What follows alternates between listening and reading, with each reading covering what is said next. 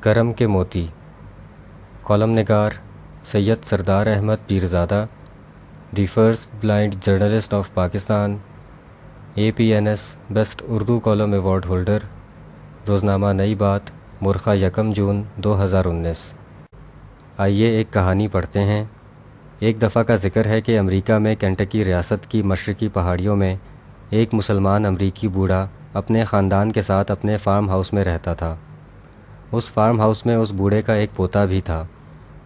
دادا جی صبح سویرے اٹھتے اور باورچی خانے کی میز پر بیٹھ کر قرآن شریف پڑھا کرتے تھے۔ ان کا پوتا ان کی ہر حرکت کا نوٹس لیتا رہتا اور ہر چیز میں ان کی نقل کرنے کی کوشش کرتا۔ ایک دن پوتے نے پوچھا، دادا جی میں بالکل آپ کی طرح قرآن شریف پڑھنے کی کوشش کرتا ہوں، لیکن میں اسے سمجھ نہیں پاتا، اور جو سمجھتا ہوں وہ بھی پاک کتاب بند کرتے ہی بھول جاتا ہوں۔ تو پھر میں قرآن شریف کیوں پڑھوں؟ قرآن پڑھنے سے کیا فائدہ ہوتا ہے؟ دادا جی چولہے میں کوئلہ ڈالتے ہوئے خاموشی سے پلٹے اور بچے کے سوال کو نظر انداز کرتے ہوئے بولے، یہ کوئلے کی ٹوکری دریا پر لے جاؤ اور مجھے اس میں پانی بھر کر لا دو۔ لڑکے کو جیسا کہا گیا تھا اس نے ویسا ہی کیا، لیکن اس کے واپس پہنچنے سے پہلے ہی سارا پانی ٹوکری سے بہہ گیا تھا۔ دادا جی ہنسے اور بولے، تمہیں آئندہ ذرا پھرتی سے کام کرنا ہوگا، اور لڑکے کو دوبارہ پانی لانے کے لیے دریا پر واپس بھیج دیا۔ اس مرتبہ لڑکا زیادہ تیز بھاگا، مگر اس کے گھر پہنچنے سے پہلے ہی ٹوکری دوبارہ خالی ہو چکی تھی۔ پھولی ہوئی سانس کے ساتھ پوتے نے دادا جی کو کہا کہ ٹوکری میں پانی بھر کر لانا ناممکن ہے، لہٰذا میں پانی بالٹی میں لے آتا ہوں۔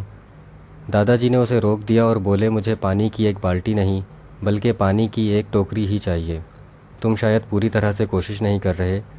اور وہ خود اسے یہ کام کرتا دیکھنے کے لیے دروازے سے باہر چلے گئے۔ لڑکا یہ جانتا تھا کہ یہ کام ناممکن ہے، پھر بھی اس موقع پر وہ اپنے دادا جی کو بتانا چاہتا تھا کہ چاہے وہ کتنا بھی تیز کیوں نہ بھاگے، سارا پانی اس کے گھر پہنچنے سے پہلے ہی نکل جائے گا۔ لڑکے نے ٹوکری کو اس مرتبہ اچھی طرح دریا میں ڈالا اور بہت تیز دوڑا، لیکن جب وہ اپنے دادا جی کے پاس پہنچا تو ٹوکری پھر خالی ہو چکی تھی۔ معصوم چہرہ مسلسل بھاگنے کے باعث سرخ ہو چکا تھا اور پہلے سے بہت بھلا لگ رہا تھا۔ چھوٹا سا روشن ماتھا پسینے کی بوندوں سے اور بھی دمک اٹھا تھا۔ اس نے ہانپتے ہوئے فاتحانہ لہجے میں کہا، دیکھا دادا جی، یہ عمل بیکار ہے۔ دادا جی مسکرائے اور بولے، اچھا تو تمہارا خیال ہے یہ عمل بیکار ہے؟ بوڑھے آدمی نے ہاتھ کے اشارے سے پوتے کی توجہ ٹوکری کی طرف دلائی، ذرا اس طرف دیکھو۔ لڑکے نے ٹوکری کی طرف دیکھا اور پہلی مرتبہ اسے اس بات کا احساس ہوا کہ ٹوکری پہلے سے مختلف دکھائی دے رہی تھی۔ وہ اب کوئلے کی ایک سیاہ اور گندی ٹوکری سے تبدیل یعنی ٹرانسفارم ہو کر اندر اور باہر سے صاف ستھری ہو چکی تھی۔ دادا جی نے پوتے کو گود میں بٹھایا، پیار کیا اور سر پر ہاتھ پھیرتے ہوئے بولے، بیٹا جب تم قرآن شریف پڑھتے ہو تو یہی ہوتا ہے، ہو سکتا ہے تم تمام باتیں سمجھ نہ پاؤ یا یاد نہ رکھ سکو، لیکن جب تم اسے پڑھتے ہو تو تمہارے اندر اور باہر سے صفائی کا عمل شروع ہوتا ہے اور تبدیلی آتی ہے۔ پیارے بیٹے، ہماری زندگیوں میں یہ کام اللہ کا ہے، یہ اس کے کرم کے موتی ہیں۔ کہانی ختم ہوتی ہے۔ موجودہ زمانے میں ہر انسان بہت باشعور ہو چکا ہے، اسے اپنے فائدے اور نقصان کی سب باتیں اچھی طرح معلوم ہیں، اسی لیے کوئی کسی کو بیوقوف نہیں بنا سکتا، اور ہم اپنی عقل و دانش سے بڑے بڑے مسئلے حل کر لیتے ہیں۔ ہمیں معلوم ہے کہ دہشت گردی دنیا میں زہر کی طرح پھیل رہی ہے، اور اس دہشت گردی سے کس کس کا مفاد وابستہ ہے، لہٰذا اس کے سدباب کے لیے سر توڑ کوششیں جاری ہیں۔ ہمیں معلوم ہے کہ 2 ایٹمی ملکوں کے درمیان جنگ لگ جانے سے کتنی تباہی ہو سکتی ہے، لہٰذا دونوں ملکوں کے سنگین سے سنگین اختلافات کو بھی بات چیت اور سفارتی ذرائع سے حل کرنے کو ترجیح دی جاتی ہے۔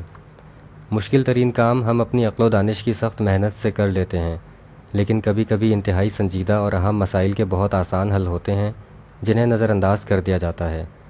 ہماری ایک اور نفسیاتی عادت ہے کہ کوئی شے، سفارتکار، پلاننگ یا مشورہ امریکہ سے آیا ہو تو وہ بہت ہی زیادہ قابل قبول ہوتا ہے۔ اوپر کی کہانی میں بتایا گیا ہے کہ انسان اپنے اندر اور باہر کی کالک کو کتنی آسانی سے دھو سکتا ہے۔ یہ واقعہ امریکہ کا ہی تھا اور مشکل مسئلے کا آسان حل ہے۔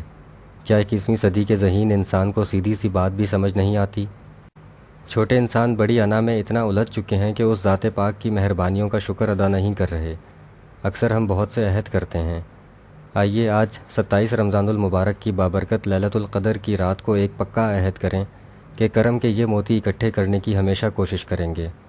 اپنی دعاؤں میں پیارے ملک پاکستان اور سب پیارے پاکستانیوں کو ضرور یاد رکھیں۔ شکریہ۔ The end.